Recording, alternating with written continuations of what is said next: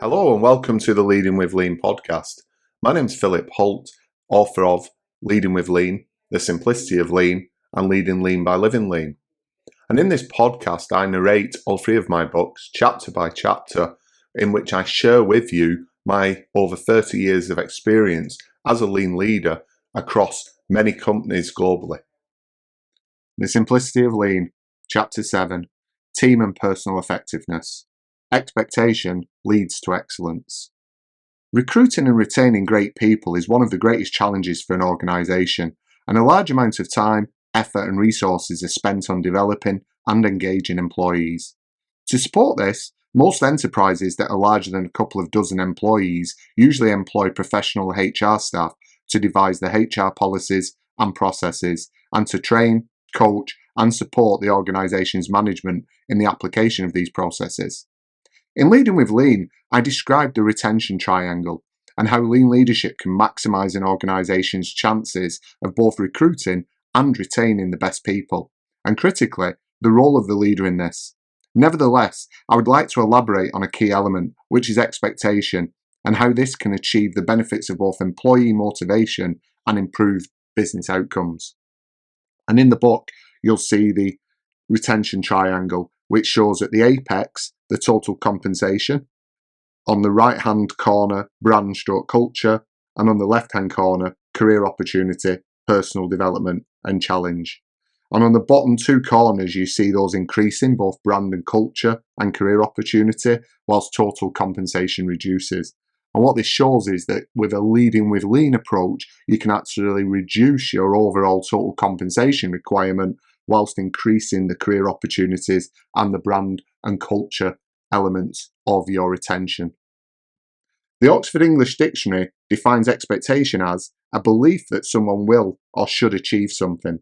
Expectation is therefore about providing someone with clear and explicit objectives that they must deliver against, with the obligation to problem solve barriers to its attainment and to escalate when meeting the expectation is getting more difficult than the person and team can manage.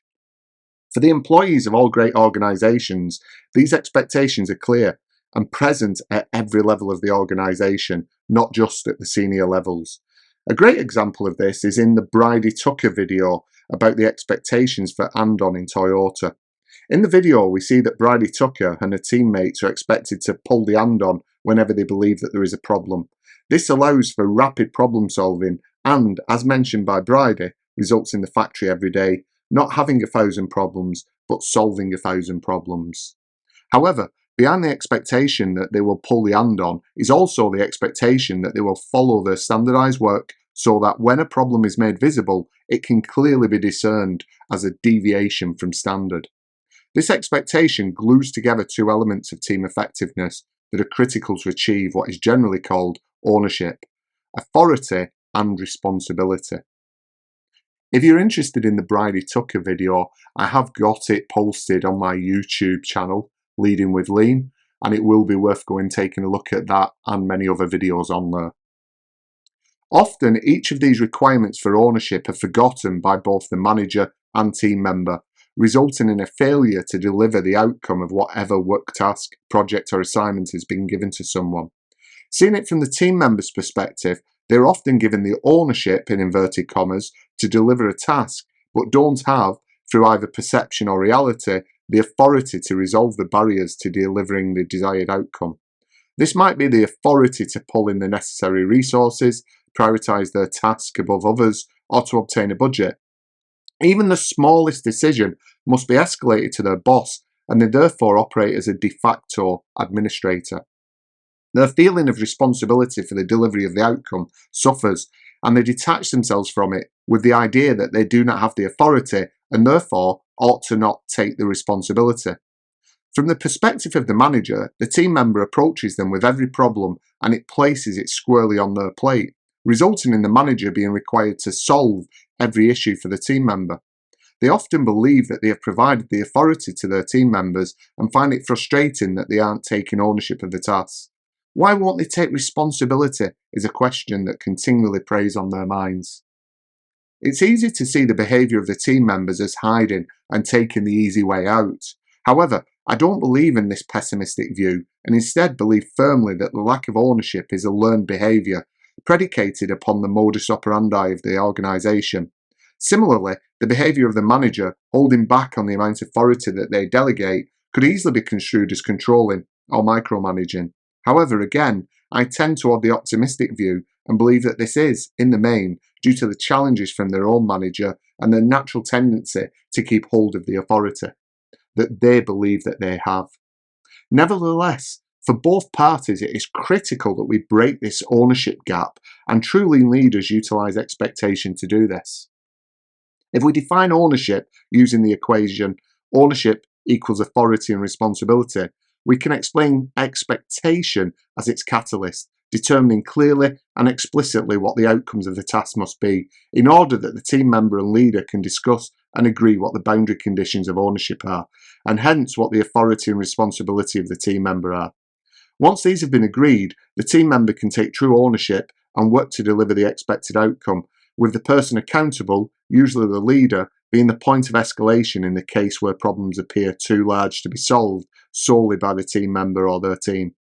This works at every level of the organisation, whether on the shop floor, in a new product introduction, marketing or sales team. Wherever there are tasks to be done and outcomes to be delivered, which is pretty much the purpose of an organisation, expectation will ensure that the ownership is taken and retained. An important factor to mention at this point is that the key difference is not whether we have expectations, we all have expectations of each other, but whether those expectations are hidden or explicit, and whether those expectations are understood by the person to which they are directed. When they are not, the expectation gap will result in disappointment on both sides.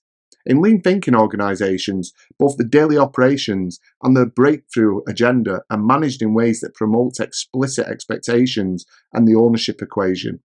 These approaches are daily management, as seen in chapter 2 of this book, and Hoshinkanri, which is in chapter 12 of this book.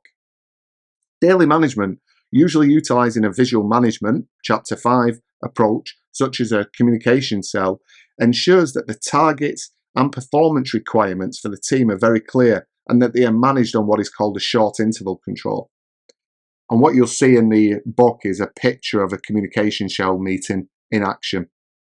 For an operational environment, such as a manufacturing cell or a call centre team, this might be on an hourly basis, whereas for a project team, it could be daily. However, the key thing is that the team will know their targets and within a short period of time, whether they're on target or not. Where there are concerns, they will problem solve, and where they can't solve the issue, they will escalate. Hoshinkanri is a methodology that takes the strategy of the organisation and deploys its execution throughout the organisation, delegating the ownership to deliver at the appropriate level and providing the teams with the freedom, within given boundary conditions, to determine the best way to deliver the objectives. This means that the teams are clear on the expectations and have clear ownership, with what is called a catch-ball process, to challenge back and agree upon the approach to deliver and the degree of their responsibility and authority. Throughout the year, the team monitor their performance on a daily, weekly and monthly cadence, problem solving where they are off track and escalating as required.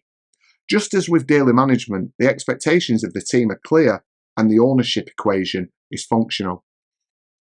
Bringing this back to the title of this section, it's hopefully now clear that setting clear and unambiguous expectations for team members will enable ownership and hence deliver excellence. However, it's my experience that it will also motivate and engage our employees, as the meaning of their role will be much greater for them, the clarity of why they are doing what they do, and how they can achieve a high performance level much better. Expectation leads to excellence, and effective leaders will ensure that they spend significant time in setting and agreeing it with their team members. Time thieves. There are a number of time thieves that impact individuals and hence team effectiveness. The key ones are: number 1, email; number 2, meetings; number 3, a lack of breaks; number 4, multitasking; number 5, asynchronicity of work; and number 6, social media. And we'll go through them one by one. Number 1, email. I'm sure that as you read the word email, you immediately recognise the time-consuming nature of this communication medium. We all find managing our emails a challenge, and while it has been a major driver of productivity compared to the pre-email era, it has also brought with it many problems. According to the McKinsey Global Institute, the average worker spends 28% of their working week reading and responding to emails, about 13 hours per week, which equates to around 650 hours of low-value work per year per employee. Further, SaneBox found that only 38% of emails received are important, meaning that there is a lot of noise to sift through for the average worker. Given that the Danwood Group found that it takes an average of 64 seconds to recover from each email interruption, regardless of the importance of the email is a major drain on employees' time. It's therefore clear that reducing the time that the team spends on emails will have a massive impact on their effectiveness, and here are a few tips on how to do this. Turn off email notifications. Schedule the checking of emails to 2 or 3 times per day. Start thinking of email as part of your work processes and not a separate process. Many of the emails that you work on ought to relate to specific work processes. If they don't, they are unimportant and ought to be ignored. Set expectations on response times. Why would someone expect an email to be answered immediately? Agree on alternative communication methods amongst the team and with other collaboration groups. The use of applications such as Microsoft Teams, SharePoint or OneNote, or corporate social platforms such as Yammer can place discussions and knowledge sharing into a single source. Send fewer emails. It's amazing to see how few emails you will receive when you yourself send less. Number 2, meetings. Meetings are also a major drain on workers' time, and there are some scary statistics. According to the Muse, $37 billion per year is wasted in unproductive meetings. There are 25 million meetings per day in the USA. 15% of an organisation's collective time is spent in meetings, a figure that has increased every year since 2008. Middle managers spend 35% of their time in meetings. For senior managers, it's 50%. People spend up to 4 hours per week preparing for status update meetings. Executives consider 67% of all meetings to be a failure. And in the book, you'll see a little joke graphic, which is about, are you lonely, tired of working on your own? Do you like making decisions? Hold a meeting. You can see people, show charts, feel important, point with a stick, eat donuts, and impress your colleagues. Meetings, the practical alternative to work. It's perhaps not surprising that we can put in place some relatively simple countermeasures. Number 1, before scheduling a meeting, first consider whether it is necessary. Number 2, ensure that the meeting is part of a process, that is to say, a moment whereby team updates are given, problem solving undertaken, or decisions are made. 3, aim to schedule shorter meetings that are timed to meet the objectives, not arbitrarily set. Number 4, set clear objectives and expectations of the outcome and participation. What do you expect from each attendee? Number 5, send pre-read or preparation materials in advance, normally around 2 working days ahead. Number 6, start and end on time. Number 7, avoid monologues, be brief and engage all participants. Number 8, stay focused. Move in tangential discussions to offline discussions or to an alternative meeting. Number 9, capture the key points and actions with a single owner and due date and distribute after the meeting. Number 10, follow up on actions to their completion. Amazon is a great example of effective meetings. They have strict rules around their meetings with the 3 key principles of number 1, 2 pizza teams, no more members than can be fed by 2 large pizzas. Number 2, no PowerPoint presentations, 6-page memos being prepared for the meeting, properly written in narrative form. And number 3, start the meeting with silence and provide the team members with enough time to read and digest the memo before starting the meeting. This is led from the top with the CEO, Jeff Bezos, mandating and role modelling the approach and appears to be one of the many effective ways of working in the Amazon operating model. Number 3, a lack of breaks. Many people find themselves on a hamster wheel during their working day, with the day passing as a blur in front of them as they answer emails, attend meetings, answer their phone, etc. This gives them little time to think about how they're performing and what improvements they could make to their working approach or processes. There are 2 tools that I swear by in terms of improving personal effectiveness and that I recommend are approached from the perspective of team effectiveness. The first is personal Kanban. The personal Kanban approach is relatively simple to set up, but the challenge, as with most lean tools, is the discipline around its application. There are variations on the design and nuances on the rules, but the approach that I take is the planning cycle is weekly, work is categorised as standard work, daily, weekly, monthly or quarterly, or to-do items. The ratio of standard work to ad hoc to-do items will depend upon your role in the organisation, but it should certainly be more standard work than ad hoc. For me, it's around 70% of standard work, but with the caveat that I see ad hoc tasks as a miss in my standard work and a problem to solve. At the end of the week, prioritise the items during the coming week based upon the due date and their importance. At this time, also review the next month's due items to orientate on upcoming activities and preparation requirements. Plan the activities based upon priority across the available time during the week and review already planned activity and meetings to establish if they are congruent with the priorities. Where there is insufficient time available for all the week's priorities, consider possible countermeasures and ultimately discuss with the customers of the activities the possibility to reschedule or reprioritise as necessary, or for delegation or support from colleagues. Execute the priorities using the personal Kanban table, moving the activities from the things to do column into the doing, with the doing having a maximum of 3 live items. The reason for the maximum of 3 items is the acceptance that sometimes responses from others will be required before an item can be closed off, and therefore one may need to move between the 3 items during the day. As a doing item is completed, a new item moves into the doing column. Daily, day start is usually the best, review progress and ensure that any required adjustments are made. Hopefully it's clear that, whilst there is a personal Kanban approach, the coordination of activities and priorities across the team is essential to be effective. This interconnects with the team's daily management, which is the driver of the priorities of the team and its members. The second technique is the Pomodoro technique. The Pomodoro technique is not new, having been developed by Francesco Cirillo in the late 1980s. It's named after the Italian word for tomato due to the predominance of tomato-shaped kitchen timers in the 1980s. The thinking behind the technique is that a human can work best in concentrated, focused periods of 25 minutes, concentrated on a single task and avoiding distractions. In brief, the process is, decide upon the task to be done.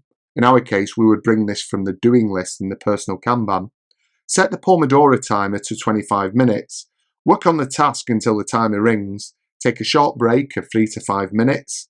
After 4 Pomodori, take a longer break of 15 to 30 minutes. I've used this technique for a few years now, and it's not an exaggeration to describe it as revolutionary. In a world increasingly filled with distraction, it's more important than ever to enable ourselves to reclaim focus, and I would recommend that anyone who might feel out of control of their personal planning, or simply doesn't feel that they're as effective as they could be, give this approach a try. The fourth item is multitasking. I have essentially covered quite a few methods of improving the multitasking world that we find ourselves in. However, it's important to discuss the fact that multitasking does not work. Those who consider themselves to be effective multitaskers are simply better than average at switching between tasks, but not better at achieving results because of multitasking, simply less impacted by its deleterious effect than most. The individual must spend time reflecting on why they feel compelled to multitask, but again, the team can help this with the approaches discussed already, such as daily management, leader standard work, standardized work, personal Kanban, etc. Number 5, asynchronicity of work. For some, the luxury of working in the same location and time zone as their co-workers still exists, meaning that they share the same work hours and can synchronize their efforts. However, for many, even those who are co-located, time differences of shift or geography can mean that the work that they do is not synchronized with the others that they must collaborate with. Even where the shift and location are the same, without standardized work and daily management, it's easy to find that the significant delays exist between the completion of one team member's activity and the follow-up by the next person. It's therefore critical that the process steps and activities are synchronized across the team members. As mentioned, both daily management and standardized work provide great support towards this, but a nuance and addition to these is the concept of workflow cycles, WFCs. A WFC is a standardised and coordinated sequence of process steps, ensuring that everyone involved in the set of activities has a standardised and coordinated time schedule for their participation. For example, it could be that a process requires that people based in Boston in the US, London in the UK, and Mumbai in India all review and contribute. The first thing to do is to understand the sequence of activities to ensure that the timings may be arranged. For example, if discussions are required between all participants every day, a video conference could be scheduled for 8 o'clock Eastern Standard Time, 1 o'clock in the afternoon British Summer Time, and 17:30 India Time for half an hour to collaborate. Where simultaneous work is not required, the most efficient sequence of activities can be arranged to ensure that everyone fulfills the necessary tasks within the required time frame. Whilst the example that I've given is looking at a globally dispersed process, even within the same geographical location, it's critical to ensure that everyone understands what they need to do and when, so that the process doesn't have unnecessary delays due to team members simply performing tasks regulated by their own uncoordinated timing. Working from home is a modern phenomenon that is beneficial for many of us, but still suffers much resistance. I would argue that one of the biggest causes of this resistance is the asynchronicity that it can impart, and that the countermeasures of daily management, standardised work, meeting effectiveness, and WFCs can ensure that the benefits of working from home are experienced by both the employee and the company. Number 6, social media. Social media is a modern reality and not something that is going away anytime soon. I am a big fan of the opportunities that it presents, but it can also be a significant thief of time for many, both in personal and professional lives. The Muse asked 3,200 respondents which websites they visit if they stray from work-related tasks. Most people spend time checking their personal email, visiting news sites, performing Google searches, monitoring social media, and shopping online. However, it's no surprise that Facebook topped the list, visited by 41% of respondents, followed closely by LinkedIn at 37%, Yahoo at 31%, Google Plus at 28%, and Amazon.com with 25%. Twitter ranked near the bottom at a mere 8%, whilst Pinterest saw only 4% of respondents using the service whilst at work.